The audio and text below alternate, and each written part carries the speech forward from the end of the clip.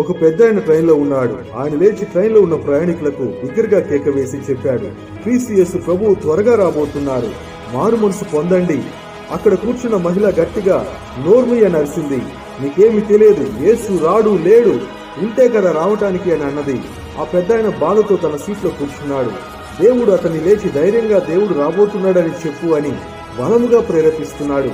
మరలా ఆయన లేచి యేసు త్వరగా రాబోతున్నాడు, మారు మనసు పొందండి, పాపాలను విడిచిపెట్టండి అని గట్టిగా చెప్తున్నాడు. ఇందాక అరిచిన ఆమె లేచి తన కొడుకుని ఇక్కడ కూర్చొని ఉండు, వాడి సంగతి తెలుస్తానని సైగ చేసి ఆ పెద్ద ఆయన మీద పడి పిడిగుద్దులు గుద్దింది. ఆమె కొడుతూ ఉండగా ఆమె కొడుకు, మమ్మీ ఆయనను కొట్టడం ఆపు అని బిగ్గరగా కేక వేస్తున్నాడు.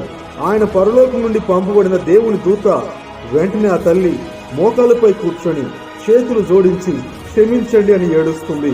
ఆ పెద్ద ఆయన అడుగుతున్నాడు, అమ్మా ఎందుకు ఏడుస్తున్నారు? నా కొడుకు మోగవాడు, ఇప్పుడు అతను మాట్లాడుతున్నాడు. దేవుని గురించి మాట్లాడి మిమ్మల్ని కొట్టాను, అయినా దేవుడు నా కొడుకుకి మాట ఇచ్చాడు. దేవుడు ఉన్నాడు, రాబోతున్నాడని ఆయనతో కూడా ఇప్పుడు ఆమె ప్రకటిస్తుంది. నేర్చుకోవాల్సిన పాఠం ఏమిటో తెలిసినా, మనం జీవితంలో ఎలాంటి పరిస్థితులను ఎదుర్కొన్నా, కొట్టబడ్డా, తిట్టబడ్డా, అవమానపరచబడ్డా, దేవునిపై నమ్మకాన్ని ఆపకండి. దేవుడు నిశ్చయంగా మనల్ని హెచ్చిస్తాడు.